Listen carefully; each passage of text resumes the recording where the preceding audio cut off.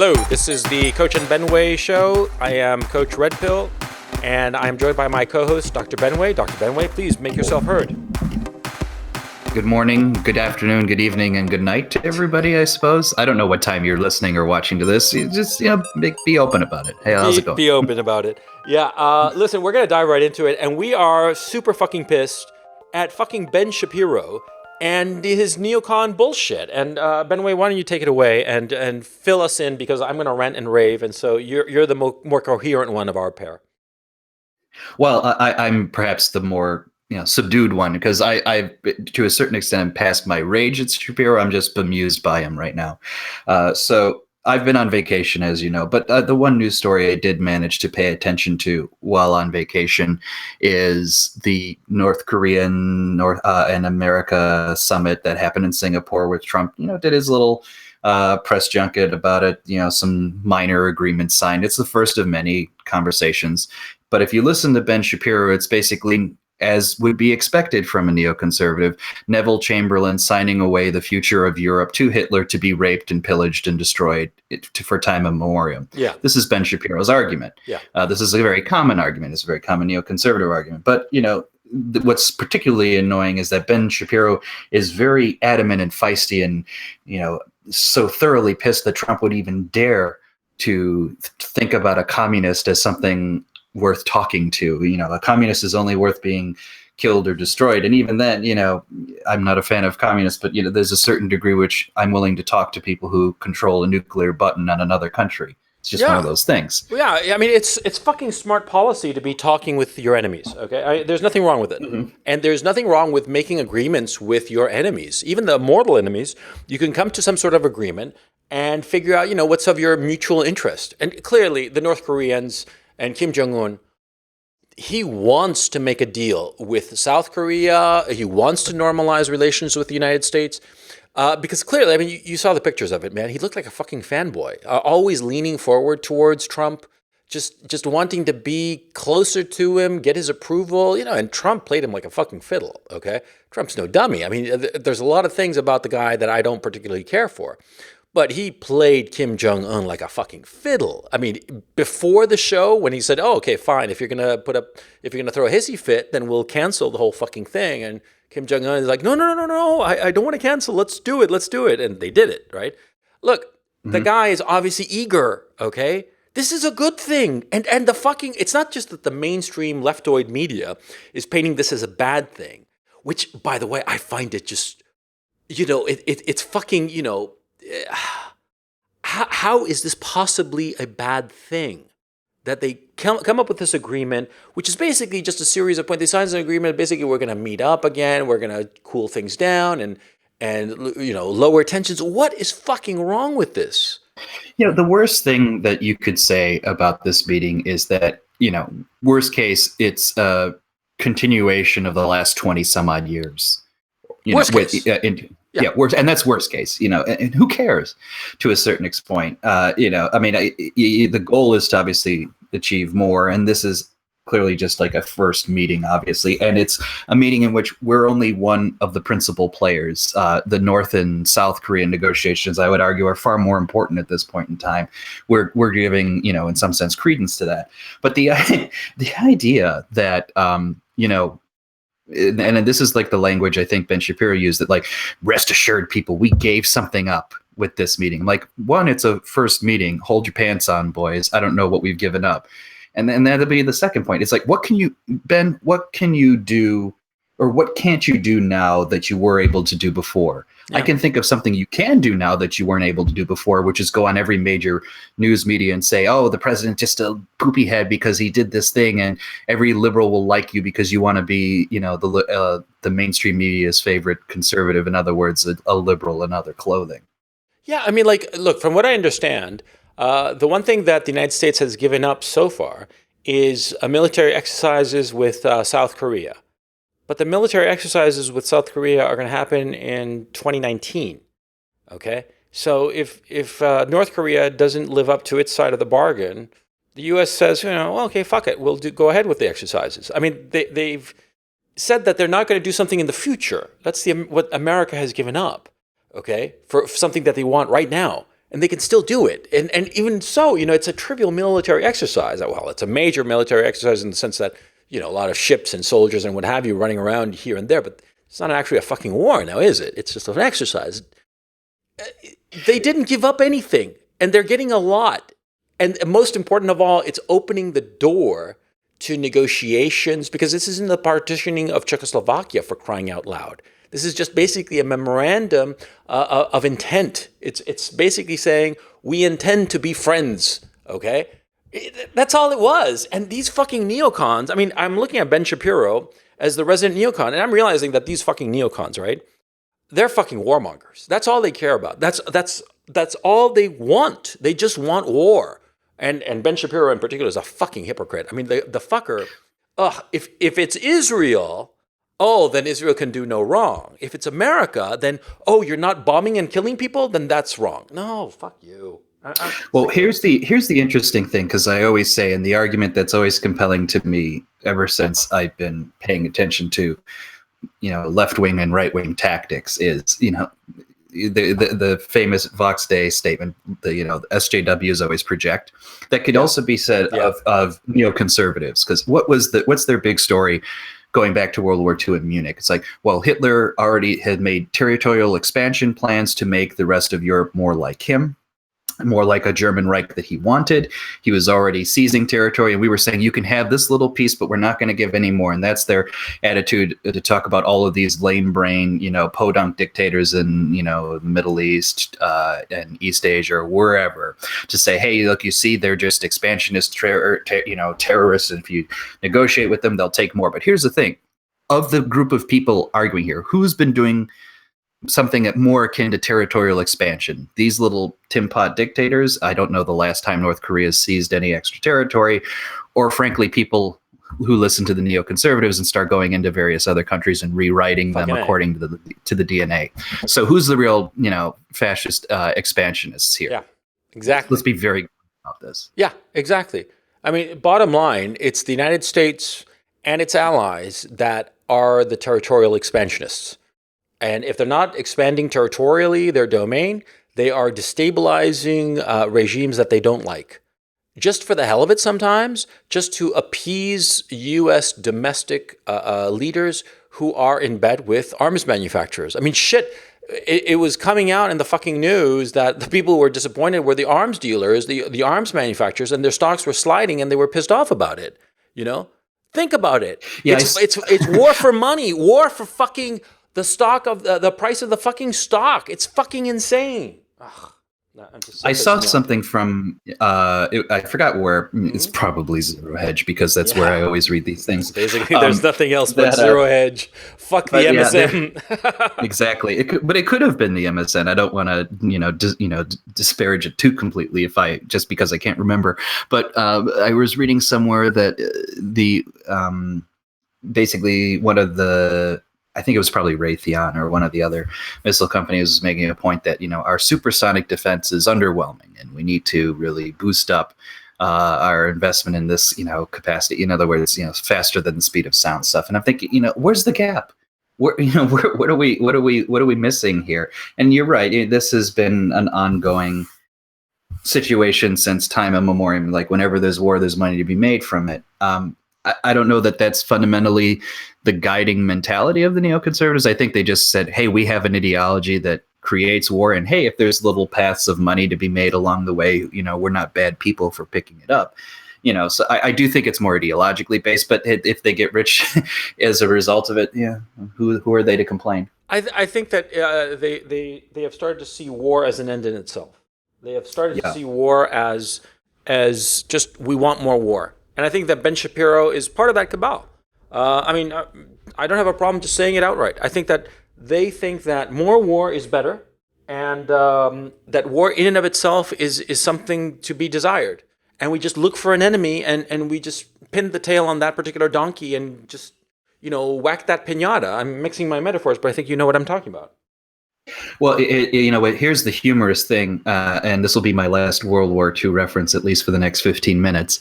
If you really want to play the game of who was playing who in the last few years, I would say the Winston Churchill of the European map is more Vladimir Putin, and the Hitler expansionist has always been the EU in the East. When the the Ukraine, they said, oh, well, with the Ukraine, we're not gonna come after you, Russia. We're just taking this little bit of the Ukraine, or we're taking this little bit of the Georgia. And he says, no, you have to stand up to the European menace, as it were. So if they want to really play that game, they got to figure out which side they're really on and which role they're really playing. But to the point with Ben Shapiro is in all of this, because I think if you really look at what he says, and I've been thinking about this for a while, and I don't think I'm the only one who thinks this way. Most of what Ben Shapiro says are basic boilerplate talking points from the Reagan era stuff. I mean, you could have taken, a George Will column, added a few, Jewish words and Yiddishisms in it, and it's more or less Ben Shapiro.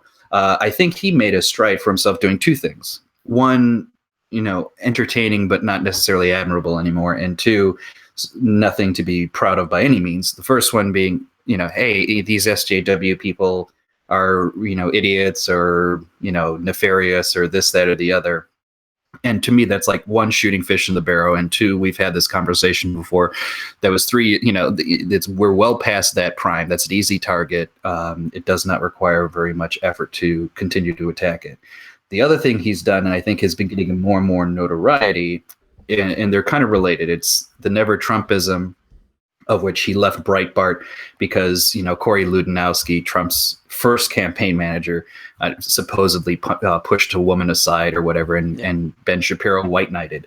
And then the next part would be the foreign policy attitudes he has, which are more or less neoconservatism with a little bit of, APAC positioning thrown into the mix, which is not that different. And so, when you're left to that situation, you're saying, what are we saying here? Is like, what is Ben Shapiro really? And I think he's just an AstroTurf kind of guy. He tends to float around, or people in our circles tend to listen to him because he bitches about SJWs. And I know a lot of people who are sort of softer in our group tends to like him. They say, oh, I really like Ben Shapiro. He says this, that, and the other, and offends lefty liberals. And I'm just thinking, well, he is a lefty liberal in many ways. He gets offended when people talk nastiness about anything about race. He gets offended if Trump talks about a foreign policy that involves anything other than giving the country away to the highest business bidder. And he definitely gets agitated if there's any hint that, there are other countries in the world to talk to outside of Israel. Yeah. So, give me a break. About what this guy's really doing. Yeah, I pretty much agree. My thinking is that, look, my appreciation of Trump, just to put my cards on the table, I was originally thrilled that he had beaten Hillary because I thought that Hillary was a warmonger and that the whole cabal that she represented were just evil people. I mean, not just bad people or incompetent people, flat out evil, corrupt people. I think that the Clintons brought Arkansas graft to Washington. And I think that they've had a meretricious effect on the Republic ever since they took power in '92, which they took power on a fluke because George H.W. should have won re-election. It was only Ross Perot who was the original populist. And I understand Ross Perot, and I am unhappy that he created this condition where the Clintons arrived in '92, but okay, spilt milk, water under the bridge. Now, Trump torpedoed Hillary Clinton's presidency, right? Thank God. But I always thought that Trump was a used car salesman. I didn't think that he was a successful businessman, because he's not. He has consistently failed as a businessman. He's got a lot of experience, and a lot of his failures as a businessman have given him extraordinary insights, because you always learn more from your failures than your successes, right? But I thought to myself that Trump is a semi-failed businessman who's created the illusion that he's successful when he's not. And he managed to snatch away a surefire win for Hillary Clinton, because it should have been a surefire win for her. And yay, but I didn't have much thought that he would be a good president. Now, I am deeply resentful to the latest budget, which is, I think, catastrophic. It's forget about the wall and that shit. It's just going to pile on, more and more debt on the United States economy. It's going to break the economy eventually. I don't see an out unless they start getting fucking serious now. But, a lot of people, Dick Cheney said it best, deficits don't matter. And the current Washington consensus really is they don't give a shit about debt, the federal government debt. But okay, fine. But he has done things remarkably well insofar as foreign policy, in manhandling the Europeans, kicking Canada to the curb and really putting him on the back foot. And this coup with North Korea, because it really was a coup.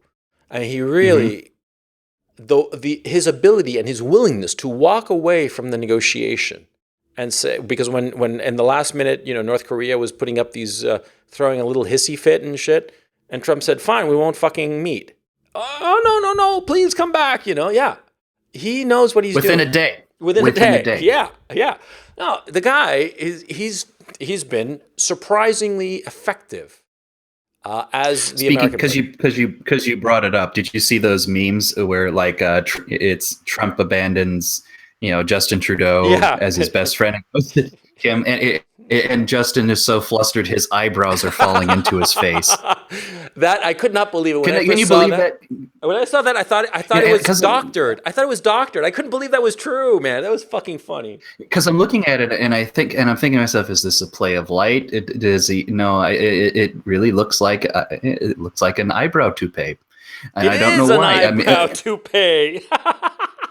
But why would you? Because here's sorry, this is a tangent, but it's an important one because I think it gets to the heart of the matter of political Trudeau, thinking. Justin Trudeau and all political thinking, which is like independent of whether it's an eyebrow toupee or not. I know eyebrow toupees exist, and I asked myself, what's the logic behind I need a thicker eyebrow? I don't know. Honestly, I don't know. I mean, it's like there is such a thing. The word merkin, I actually learned it. It's a pubic hair toupee. Why on earth would you use one? I mean, that makes no fucking sense to me, right? But apparently, the word exists, so obviously people use it for some reason. Okay, but I guess everybody's insecure about something. Obviously, Justin Trudeau is insecure about his fucking eyebrows. Well, I'm just saying that Ben Shapiro has an eyebrow that's kind of slightly similar. So, if Trump gets him flustered, but if we keep getting him flustered, maybe they'll fall into his. Here's my point. Trump has managed the neocons extremely well. He brought in Bolton and promptly ignored him, and so the neocons feel that they're in the administration with Bolton, and he's just blowing them off.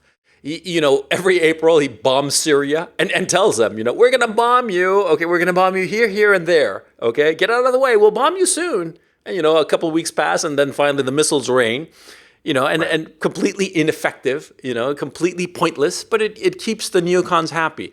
I think that the neocons are SJWs. They are just fucking SJWs who just want war.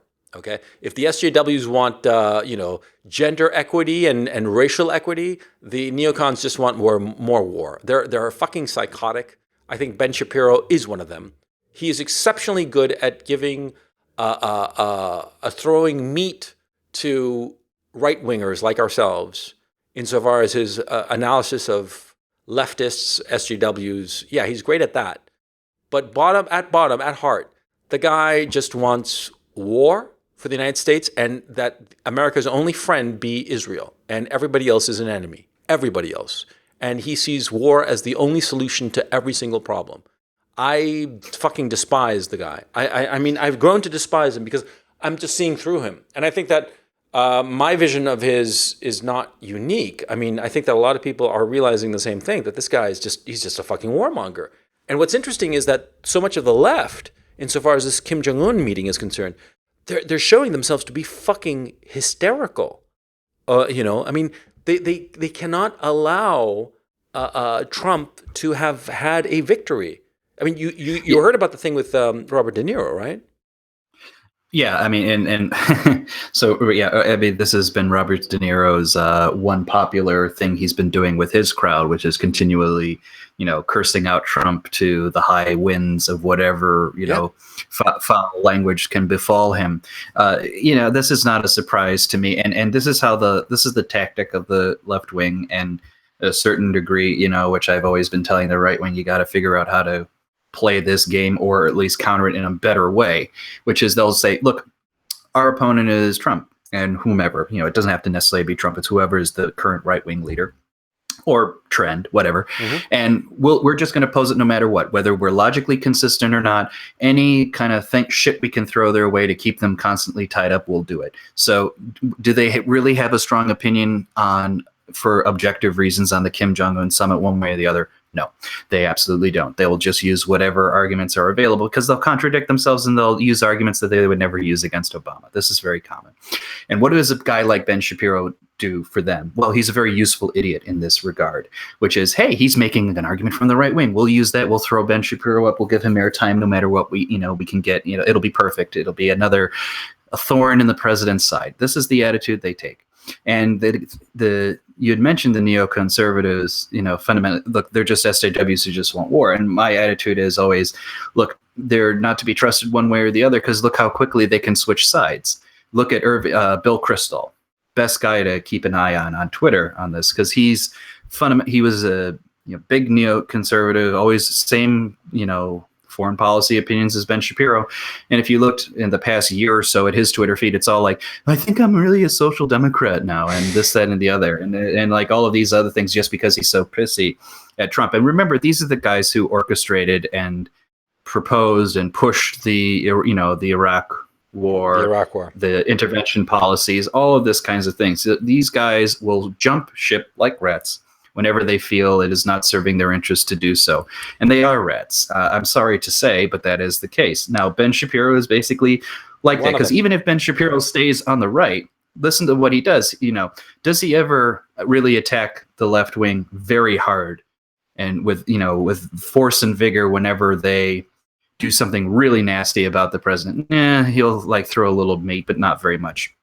What does he do? He polices the right wing and then says, hey, we can't get into arguments about firing people for this because there's a constitution here. In other words, he tactically and effectively tries to silence the right wing and enables the left wing. Yeah. So, whether whether he calls himself Republican or not, doesn't matter. He effectively acts as an agent of the left and should be recognized as such. Yeah, I think that the only thing he talks about is guns. The only thing that you can say unequivocally that he's right wing is the Second Amendment issue. Right. But it seems to me that everything else, aside from guns and aside from his foreign policy, his belligerent foreign policy, he's leftist. He's a leftist guy. He's basically a Likud Israeli. He's Likud. That's what he is. Okay. Yeah, Likud is in favor of war, in favor of guns, but everything else left. Okay. He's Likud, and so why do you think that he's right wing? But here's the interesting thing. And I think I've been reading more and more about this. I feel like there's an increasingly separateness between the Jews in Israel and those outside of Israel. By that, I simply mean it's one thing to say you're Likud when you're in the territory in which the Likud policies actually make a difference to you one way or the other. Mm-hmm. It's another thing entirely when you're in the United States. You're talking about, what Israel should or should not be doing. You don't have a fucking skin in the game other than the idea that Israel is the place for me, but you don't live there. You don't invest in that area. You don't really have anything to worry about. You could say whatever the fuck you want, but you're telling the country you do live in, you are invested in, the one you do have some degree of ownership in, even if it's small, like the rest of us do, and what do you spend your time on? You tell your country to follow the orders of another one. One begins to ask to say, well, pick one. You get one country to be loyal to at any given point in time. Pick one, goddammit. And if it's not in the country you're living in, get the fuck out of it, or announce yourself as a diplomat and a talking piece for the other country. Because this, as I've told you before, it's like carrying two books on this subject. Yeah. One set of rules for Israel, one set of rules for the United States. Do not play that game anymore. Nobody likes that. And I think that's part of the reason why people are particularly agitated at this certain group of people doing this. Do you think that there will come a time when what you and I are discussing, basically the fact that a large segment of the conservative bloc is really not conservative, but rather just using the United States as an agent for Israel? Do you think that there will come a moment when this will become a widespread mainstream opinion? It's hard to say. I would say it's an opinion which the mainstream is aware of and now has to deal with. So that's already a sign that it's become more and more established. So obviously, let's say 10 years ago, I want to say, was the Israel Lobby paper by John Mearsheimer and Stephen Walt, I think, which was saying, hey, look, the Jewish lobby does have an influence. And that caused an uproar. People accused them of being anti-Semitic, whatever. That opened the gate of a sentiment that was already existing in a lot of academia. Funny, most of it came from the left wing, but there were some right wing people who recognized it as well. Fast forward to today, I think that's a recognized argument that you can't just dismiss anymore. I mean, I think people now see it. And the normie people understand what's kind of going on here, and they have to reconcile it one way or the other. So to that extent, does that mean it's a mainstream idea? I think it probably already is. It's not mainstream in the sense that either party is going to take a position against it. You know what I mean? I think the embassy in Jerusalem, it may be an example of why we're not going to take a position against it. But to a certain extent, I think it's kind of just there. It has to be accepted. I think in maybe a half generation, I have a feeling you could start seeing, and I've told you this before, there's going to be, if there's any kind of turn towards Israel in the West in general, about whether we're going to be your friends anymore or not, I think it's going to come from either the left or the right, and the other side's just going to be quietly complicit. By that, I remember I told you a scenario that I could conceive of, the left wing, I love the likes of Jeremy Corbyn and his group, which is heavily infiltrated, if you will, or populated by brown people from the Middle East, particularly Pakistani, or people who just generally don't like Israel, and are going to take if they get into governmental power, they're going to take a very harsh look at what to do about Israel, or what not to do about Israel. And I think if the other side is pissed off enough and recognizes the frustration, if anything nasty comes out of it, they'll just be quiet and say, it's not my policy. What can I do? I'm not going to stick up and defend a guy who doesn't defend me. And I think that's what, if there's going to be a bad state of affairs, that's how it's going to happen.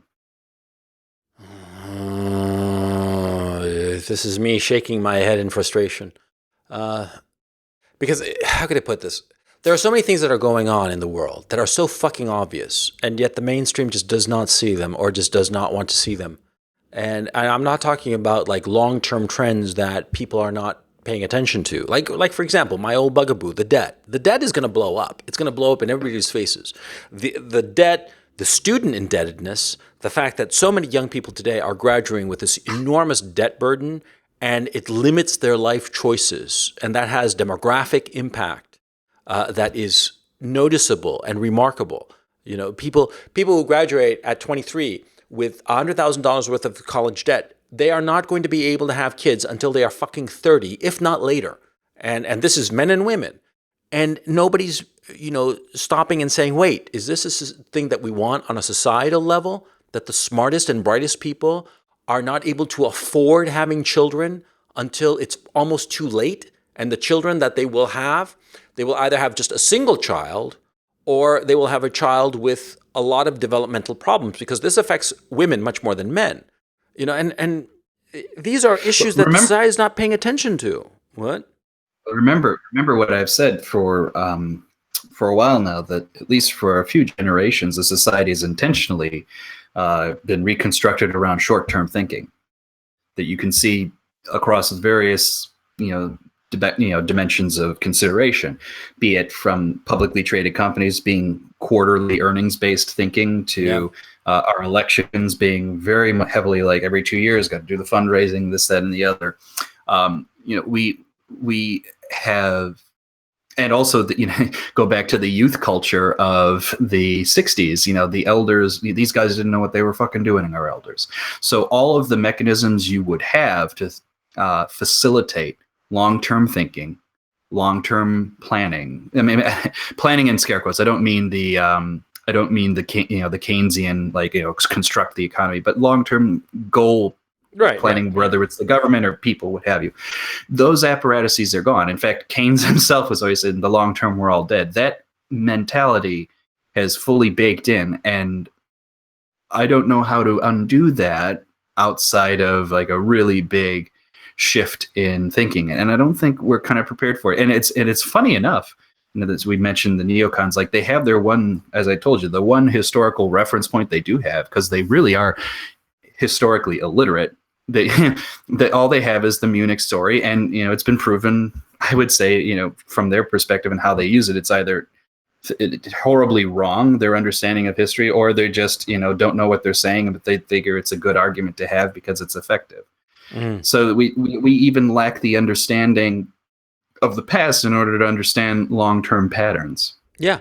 Because like in the case of let's talk about Munich, the Munich Accords, right? How can I put it? It was reasonable at the time with all the information given, and in general, that kind of thinking. Well, something. Fuck it. I'm not going to be arguing about this historical issue because it fucking bores me, and I'm not really fucking interested in the past. I'm interested in the fucking future, and what I'm interested in is how badly the Democrats, the left, how badly they're going to lose in the midterms, because I think that they have this notion that they're going to have a blue wave. Some of them are thinking that. I think that they're fucking fooling themselves. I think that they're going so far left, so far up their ass, and so fucking delusional insofar as what the people actually want, that I think that they're going to blow up come November. What do you think? No, I agree. Because if you look back at the special elections in 2017 and early 18 that they won, those were cases where the candidate that they ran was a local guy or gal, did not talk about the national political stage, and was all basically attacked their Republican opponent, who, in the case of a guy like Roy Moore in Alabama, for example, had a scandal that the left was really pushing on him. They were just centrist. They were like, hey, we're gonna do better for the local community than the other guy, and that's how they won. Yeah. When they run a guy who gets national attention and does this Russia anti-Trump bullshit in a very big way, think of Ossoff in Georgia and a few other places, doesn't do well. Everybody's tired of this Russian thing. They just want, what are you going to do for me and my own? Which is the question everybody, to a certain extent, should probably ask at a certain point in an election. And if the Democrats play that way, they'll win. Now they haven't played that way, and they're not going to play that way. And with Nancy Pelosi in charge, refusing to even compromise on any kind of issue of main import to the platform, it's hard to think of the Democrats doing anything other than playing the big national card issue. But you do notice, I feel like they're trying a little bit too late to move away from the Russia thing, but that's already tainted them. And I think I already saw a great Republican commercial about their stupid. Remember when they got themselves in a tizzy about the stupid, MS-13 are animals, and they have audio of video of Nancy Pelosi saying, everybody has a divine spark of humanity, or whatever language she used, cutting to footage of the news reports of saying like how they literally, people in the MS-13 gang hack people to death and all of these other horrific things, and is just making Nancy Pelosi look like a dope. It's basically Michael Dukakis in the tank. Compared to George Herbert Walker Bush as a soldier being rescued from the North Sea. That's kind of the situation we're in now. And it's whether or not the Democrats lose hard, I don't know, but there's no blue wave right now. There will be. I think the best case they have now is like stalemates, maybe a couple pickup, but that's the best thing. This is my thinking. My thinking is that they're going to lose. They lose a couple of Senate seats, and the House, it stays status quo.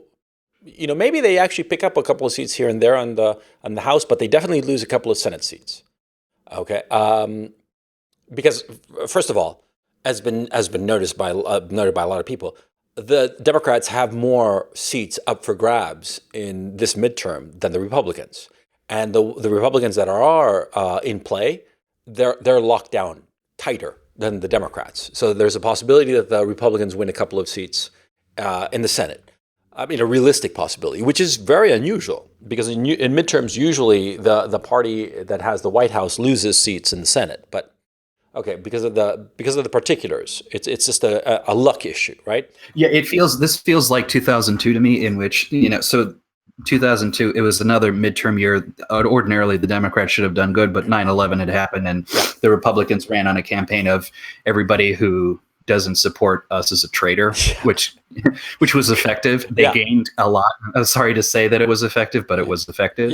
And I feel like this feels like it's not the same tone, but or I should say, it's not the same rhetoric, but it feels that kind of vibe that the Republicans going to play, which is, look how fucking loony these people are. Yeah, exactly. That's all they have to do. Yeah, I think that's the play. And here's the thing that I think is going to happen in 2020.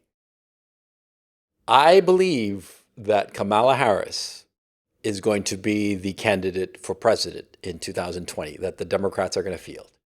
A black woman. And they are going to lose. It's going to be one of the most spectacular humiliations in history. That's my thinking. I think that Trump is going to win in a landslide. It's going to be just sickening, okay? And the Democrats are just going to be holding their heads because the Democrats as a party, they have been captured, gaslit by the identity politics and the people peddling that shit. They have lost complete touch with what the common people care about. They, in a very real sense, they don't care about the common people anymore, okay? And I think that they're so gaslit by this whole identity politics shit, because we keep saying that identity politics is poopy-head, blah, blah, yeah, but we don't realize that on the other side of the political divide, they are going further and further down the rabbit hole, okay? Leftists, they are going further. They are doubling down. They can't quite believe it. And the weird thing is that this Trump derangement syndrome, clearly a real phenomenon. Let's not kid ourselves, because I used to think that it was just a little bit absurd, but now I'm realizing that these people are fucking out of their fucking minds. They are losing touch with reality. And the fact that they hate him so much, okay, because they view him as a used car salesman, they view him as a reality TV star that is president and is an effective president, it's just driving them nuts. I think that is just going to... Does this seem reasonable to you, my analysis, or you think I'm out of my mind?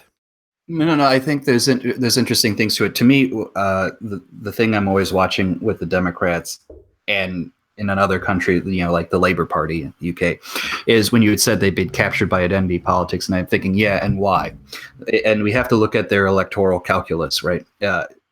Even if it's only 10-20% of their voters were minorities. I mean, it's probably bigger than that, but let's just say that even if it was just 10 or 20%, that's huge.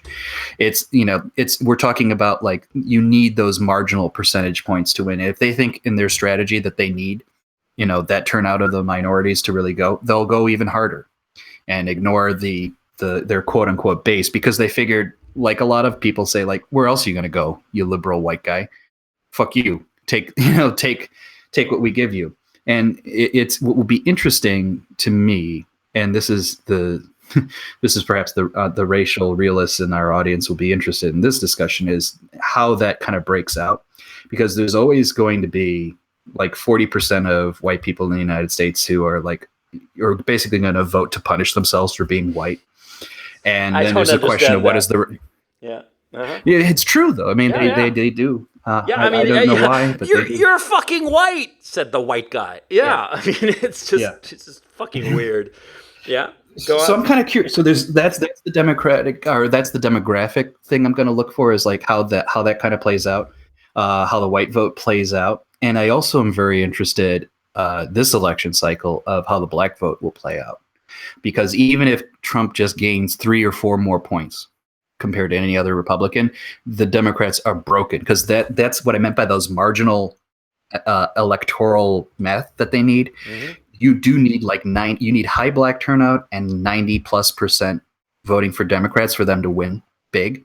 That's just how their math works out. And if Trump cuts that at the knees a little bit with Kanye, or with just a general attitude, hey, he may be a racist, but at least he's not a pussy, attitude. Yeah, that may very well work. And it will be very interesting if, to your point, if they do put Kamala Harris, or whatever her name is, and Trump gains even more of the black vote, that is a very interesting dynamic to see how that plays out. So that's what I'm paying attention to.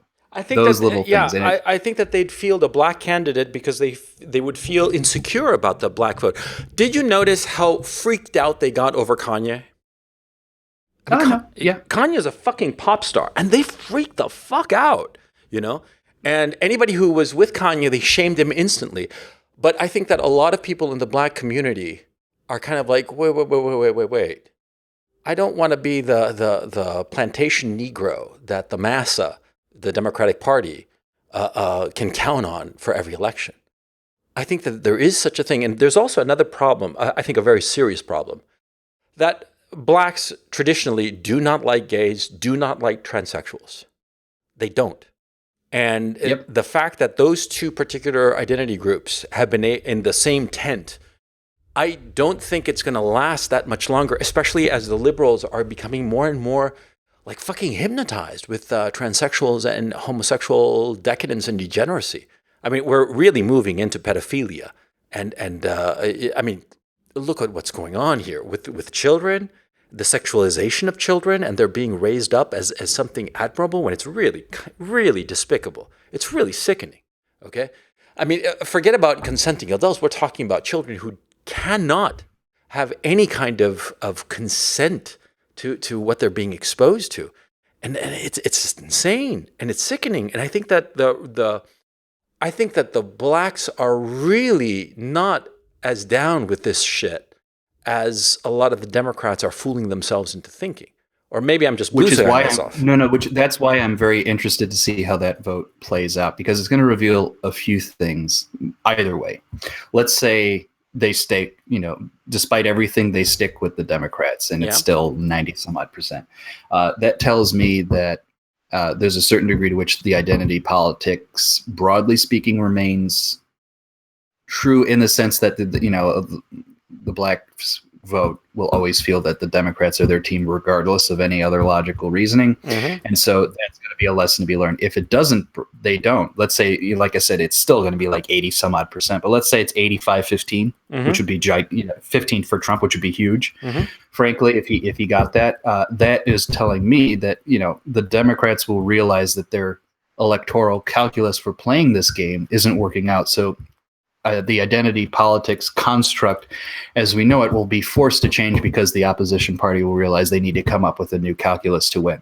So that also would be revealing. That's my preferred outcome, because I would like to see a bunch of the left-wing conglomeration of identity politics collapse. So that's one of the things I'm paying attention to. The other thing I'm paying attention to, related to our main topic, is what I think other people are starting to realize, which is the Never Trump movement is a paper tiger. There is not enough people who really support it outside the blue checkmark Twitter realm and the mainstream media for it to really have been a force of influence on the voters, on the the conservative wing of the like I said, the Republican and the GOP.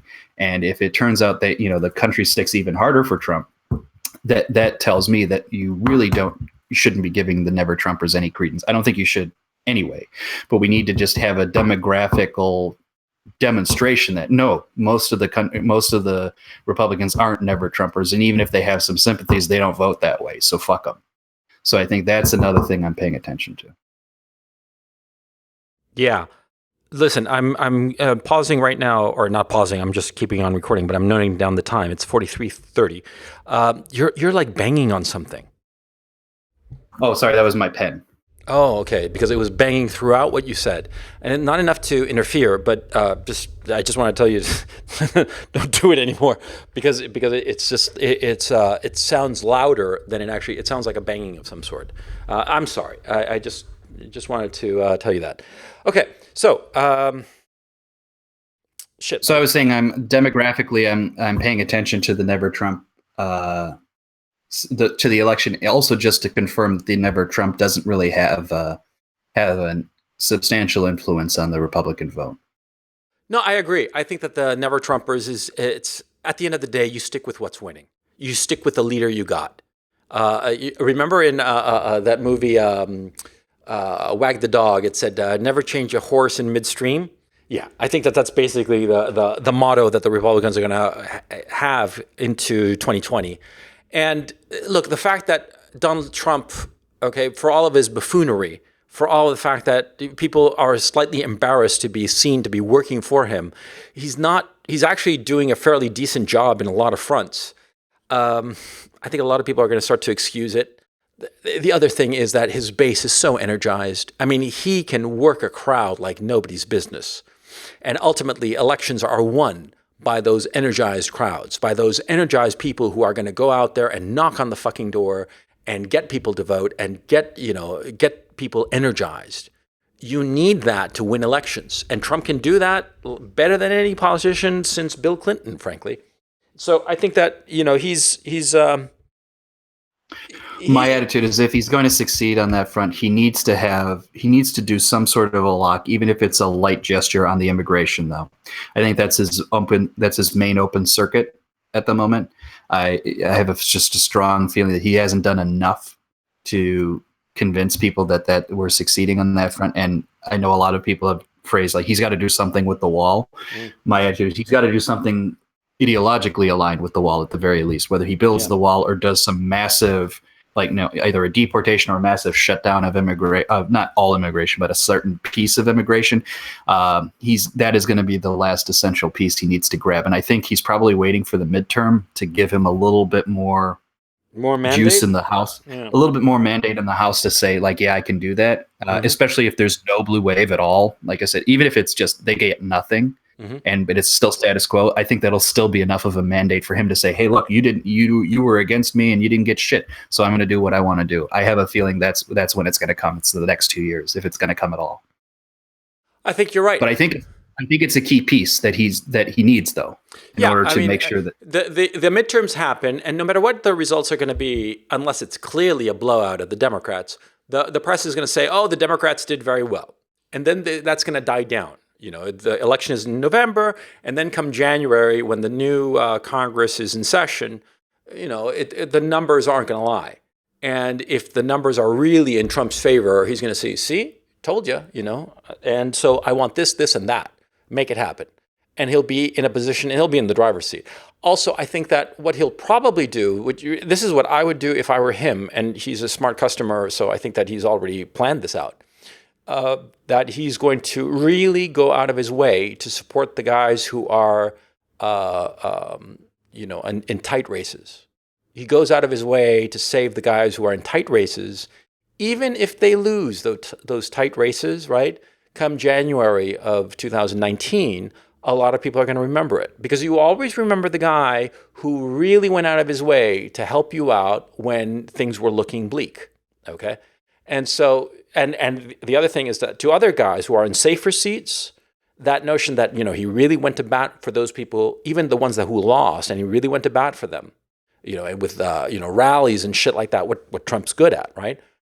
People will remember that. I mean, people in his party. And so I think that there will be a lot more loyalty. And the never Trumpers, even fucking Mitt Romney, the ultimate never Trumper, he's sliding, Glenn Beck put on a MAGA hat, it's going in that direction. Could you just imagine, because I think Mitt wants to run for Senate, right, in Utah, if memory serves. I thought he was running, let's say he is, because I've been out of the loop a little bit. Let's say he is running. It wouldn't be the greatest kiss off if he's losing, and Trump has to go and boost his numbers up. Save his ass, yeah.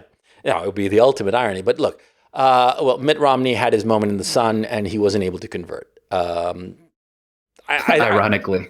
Well, yeah, but it was impossible for him to beat Obama. Obama, the more we're going to do a whole episode on Obama, because Obama, the more I look back on his presidency, the more just pathetic it was, because he achieved nothing. He was just an empty suit and didn't achieve anything. He got all these accolades. He got the fucking Nobel Peace Prize for just showing up.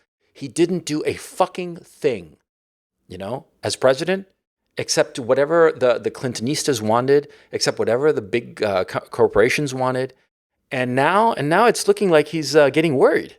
Okay, I have a juicy bit of gossip. I don't know if you want me to share it publicly. Well, you've probably already talked about what is he secretly gay. Yeah. And the word is that it's going to come out in the next 6 months to a year, and it will come out if and when he gets into legal trouble. Okay, because he is legally exposed. There are a lot of things that are going to be coming out. And there is a sense that he was aware of the FBI illegality insofar as bugging Trump and, overreach of the FBI, of really just breaking the law and passing information to the Clinton campaign, to the Hillary Clinton campaign. That's going to come out. And a lot of the blame, let me rephrase it, a lot of the splatter from this scandal, if and when it falls on Obama, they'd use that opportunity for him to come out. And apparently the word is, and I could be, it could be bullshit, but I've heard it from two people so far, that he's serious about a guy. Good God. So he'd be the first gay president or ex-president of the United States, not to mention the first black one. It's just a fucking soap opera. Yeah. Our timeline is it's a fucking soap opera. Okay? What? I still put my money on Buchanan being the first gay president, but that's neither here nor there. Oh, but it's humorous. I agree with you. It'll be interesting to talk about Obama. Well, no, I'll cut this section out. I'm going to cut this out. Because okay, yeah, because I think that because it's idle speculation. I've gotten it from two different people. You're in Chicago, you're connected to Chicago. I'm cutting it. I'll tell you when okay, just so that you know. But you must have heard shit about this guy. Have you? I mostly heard stuff about his wife. Ironically enough, his wife being not juicy gossip like that, but the idea of like the university going out of its way to pay her more money than her job. So she can fund her shit and everything, and also that she was getting ready to divorce him. Until the Democratic speech that he gave in 2004. Yeah, and then the other thing I've heard is that he's Obama's father is not who you think it is. It's some kind of left-wing agitator from I don't know where. Because his mother was a bit of a whore on a certain regard. Yeah, it's Celt Surprise. Yeah. Okay, so let's start. Wait. It'll give me an easy spot to notice. Okay. So anyway, moving on. What are we talking about? Oh, so we were just with regards to the general election or the next general election or the midterm election. I don't think it doesn't feel like any blue wave is coming by any stretch of the term. It also feels like the never Trump third or fifth column within the party isn't going to be doing much of anything. And I kind of want I want both of those outcomes, even if, the sort of Trump may or may not represent everything I want to see get done. I still want to see an end to a certain older style of thinking, because as I think we may have talked about this before or not, but it's been a long time since we had a real readjustment of what the parties argue about or do or say or mean. I think we've been stuck on the 1980, let's say late 70s, early 80s line of argument for a long time. And I think it's time to shift that. So I'm more than happy to see a lot of those old players get pushed aside, because Trump doesn't represent that, really. Yeah. I wanted to refocus, insofar as American politics is concerned, I want the right to really become right. I'm sick and tired of them, being sort of like pseudo-right, not hard right, okay? Especially on the issue of entitlements, okay? Entitlements and foreign wars. I want the entitlements to end, and I want foreign interventionism to be a thing of the past. I want the neocons jettisoned en masse. I want, John McCain and that whole cabal of warmongers, as far as I'm concerned. I want them to be gone from the stage forever, and just jettison, just a dustbin of history kind of situation. But right now, my thinking is that the UK, that's going to be an interesting thing. I think the UK I think Corbyn is going to win in the next election. I do not think that Rees-Mogg is going to challenge Theresa May, because I think that he recognizes that even if he wins, he loses the general. So there's no point. I mean, I think that Rees-Mogg really wants to be prime minister. And I think that he will be possibly the prime minister after Jeremy Corbyn. But I do believe that the Jeremy Corbyn premiership will be catastrophic for UK demographics. And I think that ultimately we will view the Jeremy Corbyn prime ministership as the end of the UK as we know it. I mean, that's my thinking. What do you think of that? Yeah, I mean, it's certainly, I don't know, honestly, to a certain extent, because there are things going counter to that, which give me interest, but Such by and as, large, the trend.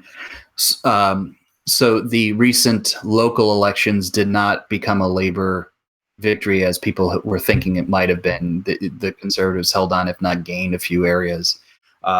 The response, even though I think ultimately wasn't enough of what I wanted to Tommy Robinson's situation, certainly was better than expected, but not, I still think good enough, but better.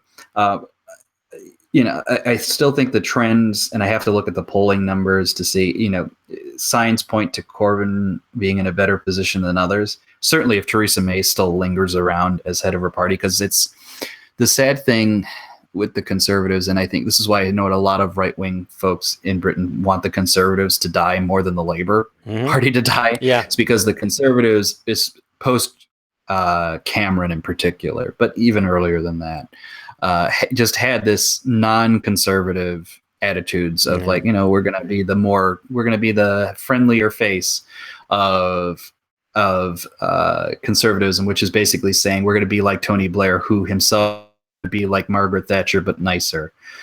So they've been wallowing into this situation, and May is not a leader; she's just a continuer, if you will. She's a seat warmer in many regards, and I think that rudderlessness in those Conservatives is going to cost them dearly. Whether they lose or win an election, it's going to cost them, because she is not guiding the country in any stretch of the term. And I feel like if England's going to die in any material way, either demographically or relevance or economically, Corbyn is going to be like a fucking bull in the china shop of disaster. But May is also going to be a disaster of just like, watching as the wallpaper peels off and the roof collapses, and you say, oh, well, I tried my best. It's like you didn't do anything. Yeah. So that's kind of how I'm thinking of the UK. Like the destruction, when it comes, if it comes, which I think it might come, will be independent of an election cycle. You know what I mean? Because it's just going to be a little different how it happens, whether Corbyn's in charge or May, but it's going to happen. That is how I'm thinking about it, unless some really crazy shit shifts around, and I've yet to see enough of evidence for that. Because, well, I forget who pointed this out, that the fact of Brexit would actually be worse for Great Britain's demographics, because the notion is if Corbyn wins, which it seems increasingly likely, Corbyn would throw open the doors for the Commonwealth countries. And so the UK would be just simply overrun by Pakistanis, overrun by Indians, overrun by people from the third world. And England would just, look, native Britons are a minority in London. You can talk to me all this bullshit you want about, an international city, and blah, blah, blah. But it's unhealthy when your capital is the home for more people who are not of your country than people who are your compatriots. I mean, it's just fucking crazy. Well, remember, what is Sadiq Khan focused on now? Is he focused on the various crimes that are going on in his city? No, he recently posted a Twitter comment to the effect of saying there's not enough female editors on Wikipedia articles.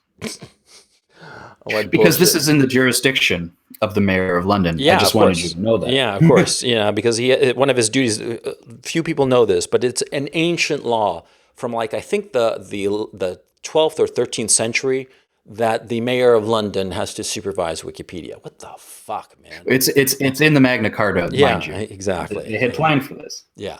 But what the fuck? It's just fucking absurd. And the Brits, man, they're just like nodding along. Although I was surprised by the demonstrations about Tommy Robinson. And I was unsurprised that they turned violent, because I think that there are agitators that are deliberately getting in there and trying to make it violent so that they can blame the right, so they can blame Tommy Robinson's supporters and paint them all as neo-Nazi, alt-righters, blah, blah, blah. So I am very sure that there are left-wing agitators who are infiltrating that and deliberately starting trouble. Okay, for the sake of smearing the right and people who support Tommy Robinson. But I was surprised by the numbers. Now those numbers were suppressed. Apparently in Yorkshire, in the UK, there was a big demonstration, and that was actively suppressed by the government insofar as information. I've gotten some links about it, and apparently it's something that the UK government, is adamant about people not seeing. What kind of democratic regime do you have where the government is actively shutting down news reports of a demonstration? That's not democracy. That's fucking totalitarianism. But Well, that's the problem I have paying attention to that, because I don't know what's coming to me as bullshit versus reality. And I think that, to your point, the fact that I don't know what's really going on is a sign of the problem. And only the government can create a situation like that where they're just literally, you're not going to get any confirmation from us one way or the other. But I have to think about how it's demonstrated politically one way or the other. Do we know, has Tommy Robinson been released? No. Has the government changed its policies on any of these issues? No. So to that extent, I have to say, even if it's a work in progress, it's not successful yet. So that's the only thing I can go on. Yeah. Well, the one good thing about this is that all this attention, it has created a situation where Tommy Robinson is politically untouchable. I mean, excuse me, not politically untouchable. I didn't mean that. He is physically untouchable. If something happens to him in prison, there'd be riots. Mm-hmm. There would be like real riots. And the Brits, I mean, at least native Brits, when they decide that they're going to fucking riot, they fucking riot. I mean, there's a reason that British football hooligans are the worst on the planet, right? And that's a good thing. I mean, that if Tommy Robinson is hurt or killed, there would be severe rioting. There would be, shit would go down. And I think that the British government, or at least Theresa May's government, is aware enough of that they're afraid. That they're afraid, and they're going to make sure that nothing happens to the guy, which is a good thing. But it's sad that it has to happen like this, because I think that the British government really was hoping that this would all go away, and in a few months, in 3-4 months, they could put him in the general populace and just allow him to be killed. I genuinely believe that was not in the plans, but I think that they were thinking about it and figuring out how they could do it. And now I don't think that possibility exists anymore. And then this is it may seem like we went on a tangent to the Britain, but I think it's a good thing to point out, is if you really look at the rhetoric of the Conservative Party in Britain, but also of the Blairite Labourites in Britain as well, they have so internalized the neoconservative thinking on not just foreign policy, but the domestic indifference, as long as, like, hey, there's no such thing as a culture outside of Israel. It's all just a melting pot. So, just accept it. That's basically a neoconservative acceptance as well. And if you really look at what's happening to Britain, I would just point out the fact that's your Ben Shapiro's state in a nutshell. Everything we've just talked about, the foreign, because what does Theresa May do if she's like, feels she's not a strong enough leader? She's like, well, we're going to attack Putin somehow. Yeah. Or we're going to support Syria, the attack on Syria. By the way, what happened with that? The Skripal, no, not Skripal. Skripal poisoning case, and that whole thing, it just went away. Yeah, well, it served its purpose for the news cycle, and maybe it gave Theresa a bump, and so there you go. I mean, that's the thing. And the thing that I've been trying to figure out the best way to respond to is that almost everything we're dealing with is kabuki theater on a large regard, which is why I'm always laughing when people say Trump introduced this idea of, you don't have to worry about facts in the news anymore because he's a lying manipulator. And I'm just thinking to myself, you've been playing kabuki theater for generations after generations. This idea that this little guy came in with his, crazy haircut is somehow changed it, is you're fucking smoking something, if you really believe that. Yeah. And Wag the Dog came out in 97, 98, right? I mean, let's not kid ourselves here. This whole now I'm going off on a tangential rant, but here, this is this notion that, and this is a never Trumper argument, which is probably why I'm thinking about it, this notion that there's something extraordinary about Trump in the negative, destructive element, and they list all of the things that he lies, he does this, he touches women, and all of these other things. Like, that is shit that's been going on for a long time, and two, probably shit that you guys have been doing for a very long time, probably better than anyone else. Yeah. And so, okay, so we've been going on for an hour, so I think we should call it a podcast. But Sure. I just want to this is a fucking weird timeline. Okay, if we're truly living in the multiverse, I'm wondering, what is the sane timeline? Did Mitt Romney win? Do we have like this very stately pace, or what? Or is there a timeline that is more insane? Because I can't think of a realistic timeline that could be more insane than the one we're living in, whereby Donald Trump is fucking president of the United States, and he is making peace with North Korea. North Korea, of all the fucking countries on the planet, right? He's making peace with them. And the liberals are hating him for it and saying that he's just appeasing a dictator and that we should just nuke Pyongyang. I mean, is this insane? Is this timeline, just off its rocker, or what? I'm asking sincerely, because I can't think of anything crazier than this. Yeah, it's funny when we do these questions. I think it reveals something about a person as to when they think that breaking off point, a la Back to the Future Part 2 happened. It says something about a person if they think it was the Trump election that sent us off on the crazy timeline. It says another thing about a person if you said Obama was the guy who set off the timeline. It says something even different about a person who says the French Revolution, the fact that it succeeded, set off the timeline. You know what I'm saying? So my attitude is like, has the timeline shifted? Are we in a multiverse? No, but what I think we are witnessing is what used to be frayed edges are now, the spokes of the wheel literally flying off, because we're, the gyro system of our world is getting off kilter. Trump is a symptom of that, but not necessarily the cause. Oh no, and I think that's the situation kind of we're in. What we're seeing, all this craziness, is a manifestation of the fact that those who were in charge for the past generation or two are really the chickens have come home to roost. They're exhausted, and the chickens have come home to roost. And I think that's what we're seeing. And hey, it's an opportunity, as people say. Never let a crisis opportunity pass by, as Rahm Emanuel would say, or as the Chinese would say in kind of scarier tones, was like, may you live in interesting times. We're certainly living in interesting times, but we'll see what happens. It could be Vietnam. I always think to myself that Vietnam was it. Vietnam was when the timeline went south. That the whole pointlessness of the war, of just going down that rabbit hole. I think that was it, especially after seeing the documentary. But okay, we'll call it a podcast. To our audience, thank you very much for listening to us rant and rave and just be idiots. And I hope you enjoyed the podcast, and we will catch you next time. See you later, everyone.